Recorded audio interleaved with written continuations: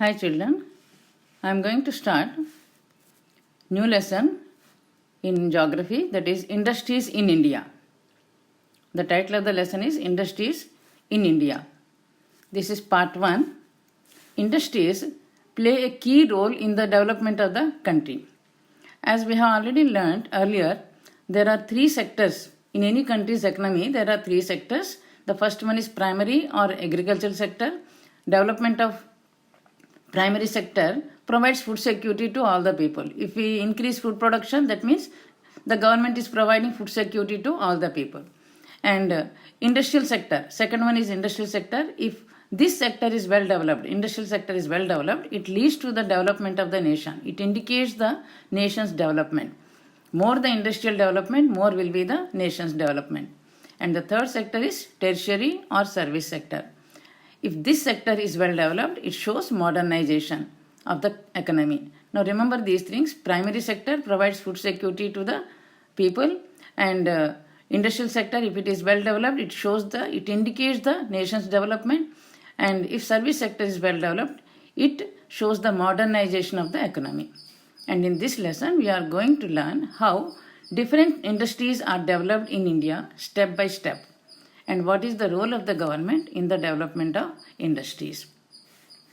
For a long time in India, handicrafts, especially textile goods, were the main industries. From the beginning, textiles was the only industry which was carried out by the people in India. Because under the British rule, industries were not developed by the British, because they exploited all the resources from India and they manufactured goods in factories in their country. And again, these manufactured goods were sold in Indian markets at cheaper rates without imposing any tax on imports.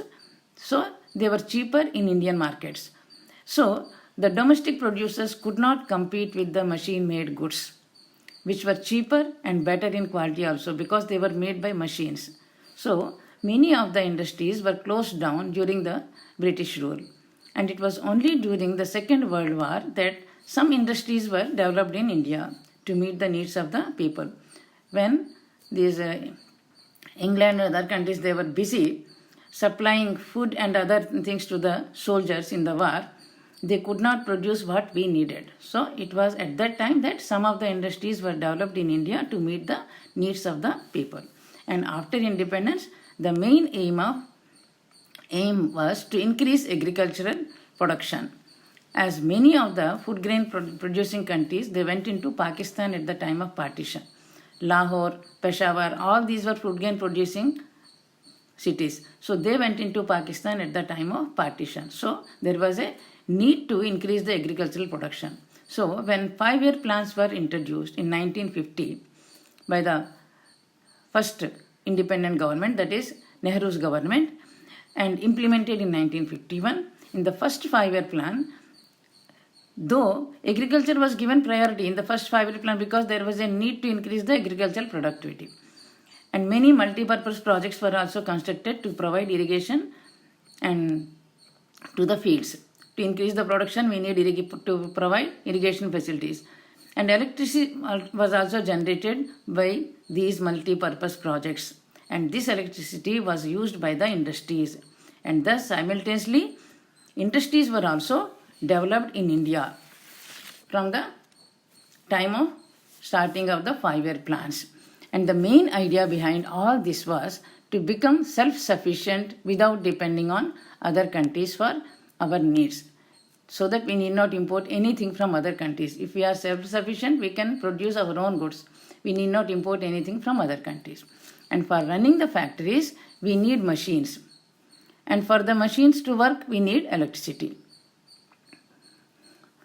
Now, the basic requirement for producing any type of goods is raw materials. For example, steel is produced from iron and coal. By using iron ore and coal, we produce steel. And this steel is used to produce cycles or almirahs. Some factories produce steel sheets by using raw materials like iron and coal. And these steel sheets are used for producing cycles, almirahs, etc. And some factories produce goods which are used in the production process of other goods by other factories. And these goods are called intermediate goods. And the factories that produce these goods are called intermediate goods industries. And some factories produce consumer goods that are used in our daily life, like soaps, pens, utensils, etc. Now, for more clarity, let us first have look at the different type of industries based on different factors.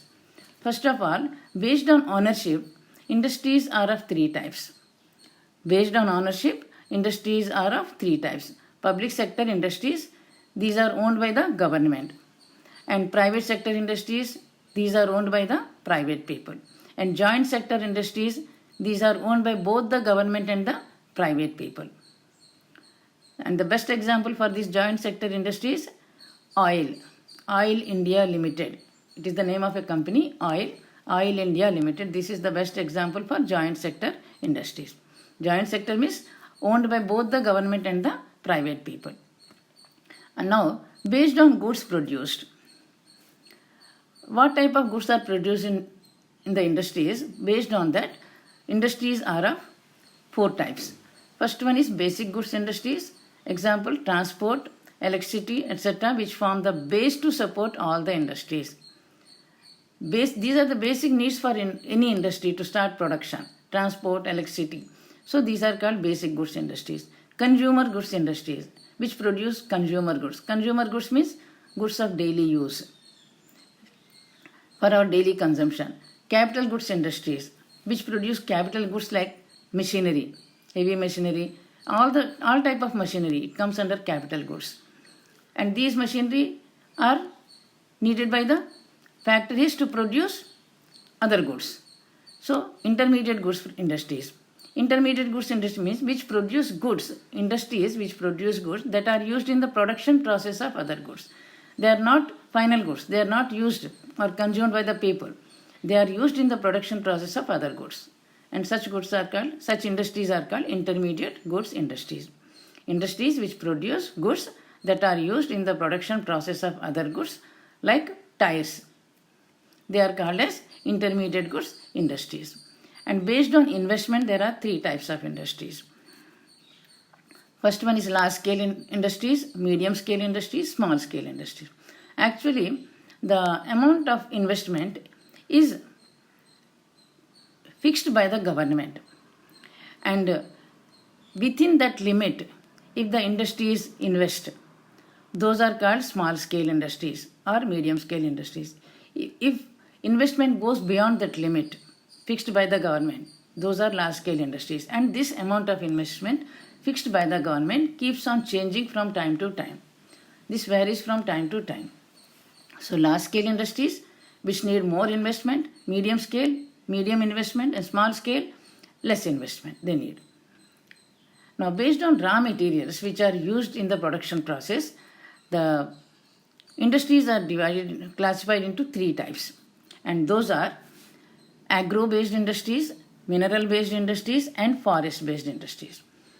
Now, let us see what are agro-based industries. Industries which use raw materials provided by the agricultural sector. For example, cotton textiles industry is there. For that, what we use? We use cotton. Cotton is produced in agricultural fields. So the agricultural sector is providing the raw materials. So all the industries which use raw materials provided by the agricultural sector, jute industry, sugar industry, all these are agro-based industries. And second one is mineral-based industries. If minerals or ores are used as raw materials, those are called mineral-based industries. Industries which use minerals as raw materials for producing goods are called mineral-based industries. Example, iron and steel, aluminum smelting, and there are many more examples. Forest-based industry. The third type is forest-based industries. Industries which use forest products as raw materials for the production of goods. Forest products are used as raw materials for the production of other goods. These industries are called forest-based industries. For example, best example is paper industry. We get pulp from the forests only for softwood trees, and then paper industry is done. And in the same way, now let us see what are basic goods industries. In this lesson, we are going to learn about basic goods industries and also some of the agro-based and mineral-based industries. Now let us see what are basic goods industries first. As we know, raw materials are the first requirement to produce any goods. And these raw materials are to be transported to factories from agricultural fields or mines, and also to transfer manufactured goods from factories. Once the production is over, these manufactured goods are to be transported from factories to the markets for sale. For this, transportation is needed. For transporting raw materials to the factories, and also for transferring the manufactured goods to the market for sale, we need transportation. And trucks, railways, ships, these are different such means of transport. What do we need for transportation? A good system of roads is needed. For providing means of transport, what do we need? We need for transportation a good system of roads which connect a large number of towns and cities and also villages. And ships are also the best and the cheapest means of transport. Now, with all this, now it is clear that to develop industries, to run large number of factories, there are some basic requirements like machines, electricity to run the machines, minerals and ores which are used as raw materials, and overall transport facilities. To transport the raw materials and to transport the manufactured goods to the market, we need transport facilities. So all these are the basic requirements to start any industry. And factories which produce all these essential goods like machines, electricity, minerals, transport facilities, etc. are called basic industries or basic goods industries. And we can define basic industries as industries that produce all the essential goods that form a base to support a large number of factories. These basic goods, once they are produced, they support a large number of factories, because for all the industries they are needed. They are the basic requirements for all the industries. So they support a large number of factories that produce variety of goods. Now, industrial location. Where these industries are to be located. Now let us see. Generally, industries are located in a place where all the required factors of production are available. What are these requirements? Raw materials, labor, capital, electricity, markets, etc. All these are the basic requirements. And these factors of production is labor, land, labor, capital and entrepreneur. These are the factors of production. Where raw materials are available, labor, capital and other factors of production are available, electricity is available, markets for sale of goods are available. In such places only the industries are set up. So, industrialists choose a place where all these are available to start an industry. Before selecting a place, they keep in mind all these factors. Wherever these factors are available, easily accessible, raw materials, labor or capital for providing capital, banking services, electricity and markets for sale, there the industrialists choose that place for starting their industries. And it is very difficult to get such a place where all these facilities are available at one place. So what the industrialists do, they choose a place for location of the industry where all these facilities are either available or can be arranged at a lower cost. If they are not available in that place, at least they can be arranged at a lower cost without spending much money. Such a place is chosen by the industrialists for setting up their industries. And once the factory starts functioning, urbanization starts. Urbanization means migration of people from rural areas to urban areas and settling there. That means when factories start functioning, people from rural areas, they migrate to towns and cities to find job opportunities. And thus, industrialization and urbanization go hand in hand. As soon as the factories are set up, people from rural areas, they migrate to towns and cities to find job opportunities in the factories for better wages. Thus, we can say that industrialization and urbanization go hand in hand. And all the required facilities for industries are provided by the cities, like banks, means of transport, markets, labor. All these are available in the urban areas.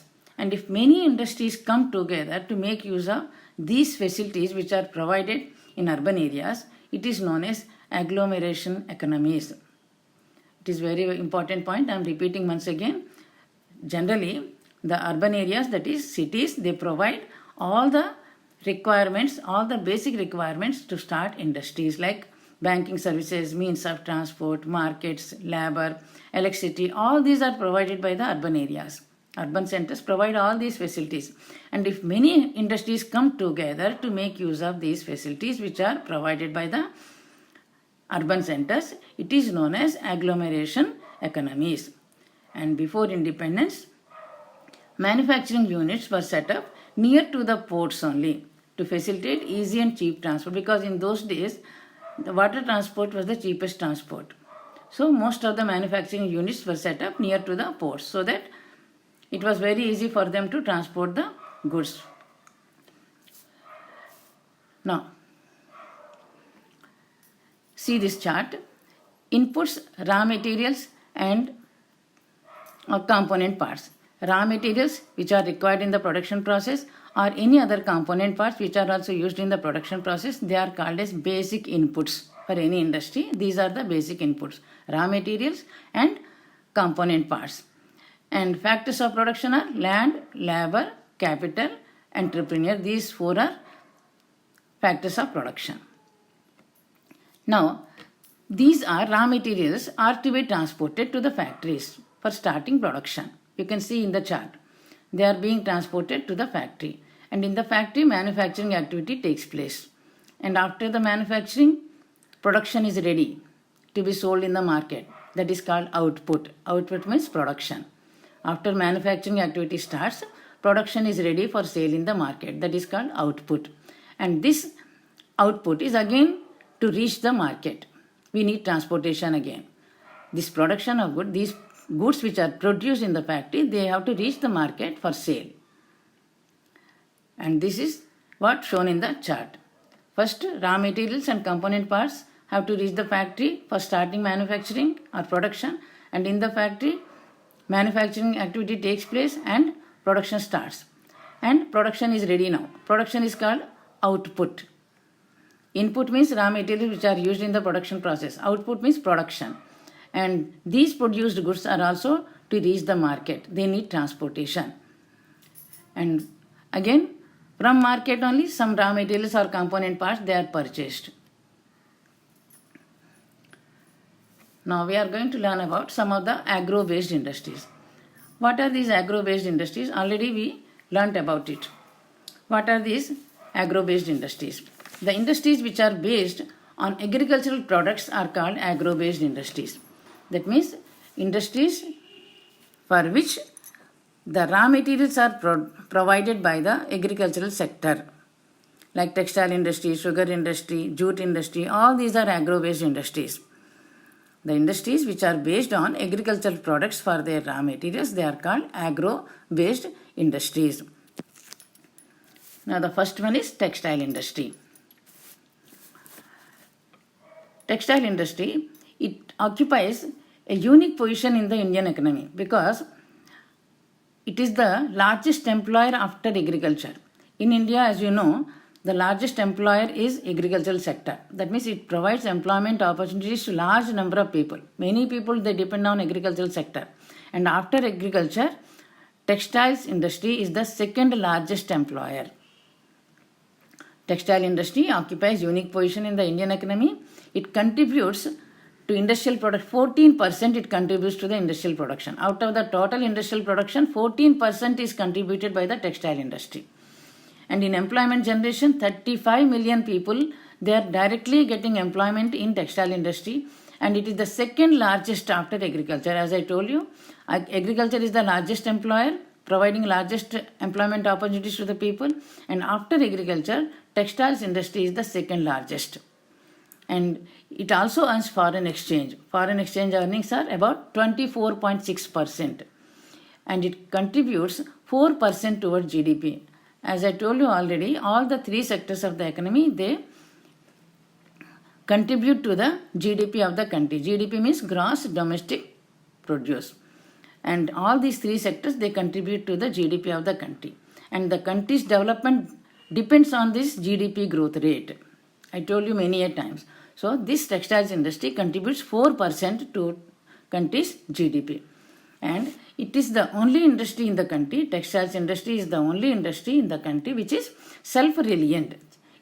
It depends on itself and complete in the value chain. That means from, you can see in the down chart, fiber production, spinning, weaving, knitting, dyeing, garment manufacturing, for everything, we need not depend on other countries. In this textile industry itself, all these things are produced. So it is self-reliant and complete in the value chain. From raw material to the highest value added products, everything is available within the industry itself. So it is the only industry which is self-reliant and complete in the value chain. From raw material to the highest value added products, everything is arranged within the textile industry only.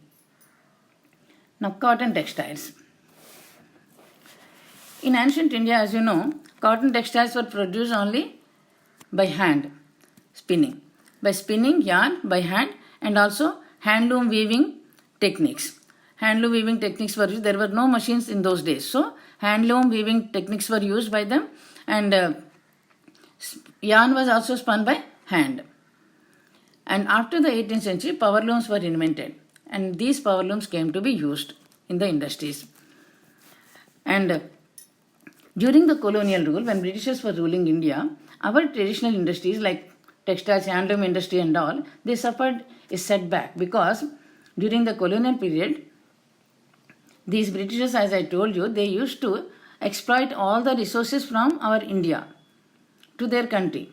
They transported the raw materials, like cotton was exported to their country, and cloth was made in their factories by using the newly invented machines. And this cloth was again exported to Indian markets, and it was sold in Indian markets at a cheaper rate. It was at a cheaper rate because they were ruling the country and they did not impose any tax on imports. So it was cheaper, and it was of better quality also because it was machine made. So at that time, during the British rule, the mill made cloth from England came to the Indian markets, and our local producers, it was handmade cloth. They were producing handmade cloth. This handmade cloth, which was produced by the local producers, they could not compete with the mill-made cloth from England. So many of the industries were closed down during the British rule. And today there are nearly 1600 cotton and human-made fiber textile mills in the country. And about 80% of these are in the private sector. I told you already, public sector, private sector, these are the two types of sectors based on ownership, and the rest in the public. 80% are in the private sector and the rest are in the public sector. That means owned by the government and cooperative sectors. Apart from these, there are several thousand small factories with 4 to 10 looms. There are several thousands of factories which have 4 to 10 handlooms. Now, in the early years, cotton textiles industry was concentrated in the cotton growing belt of Maharashtra. This cotton industry is mainly concentrated in Maharashtra and Gujarat. Now let us see what are the reasons for this concentration of cotton textile industry in Maharashtra and Gujarat. Maharashtra and Gujarat, they have black cotton soils. They are located in the Deccan Plateau region. So some part of Gujarat and almost large part of Maharashtra, they are having black cotton soils which is suitable for growing cotton. So availability of raw cotton and good markets are available within the country, and also from outside the country also good markets are available for cotton. And transport facilities are available because these Maharashtra and Gujarat, they are connected by roadways, railways and airways also with all the other parts of the country. And mainly they have seaports. Maharashtra, Mumbai is the important seaport, and Mumbai is connected to all the international seaports. In the same way, Gujarat, the main seaport is Kandla, and Kandla is also connected to all the internal airports and also international airports. So availability of raw cotton, availability of markets within the country and outside the country, and transport facilities, port facilities, labor are available, and climate is also suitable for growing cotton, moist climate. And because of this industry could be concentrated in these two states, Maharashtra and Gujarat. And this industry also provides a source of livelihood to many farmers in the name of cotton ball pluckers, workers engaged in ginning, spinning, weaving, dyeing, designing, packaging, tailoring, and sewing. For all these things, they need labor. So, it is providing a source of livelihood to a large number of people. Thousands of people are getting source of livelihood with this cotton textiles industry. And also, it is increasing demand because of this industry. Demand is increasing for other industries like chemicals, dyeing. These are also needed for cotton textiles industry. Chemicals, dyeing, mill stores, packaging materials, engineering works, and all. We'll stop it here, and tomorrow I'll continue the lesson.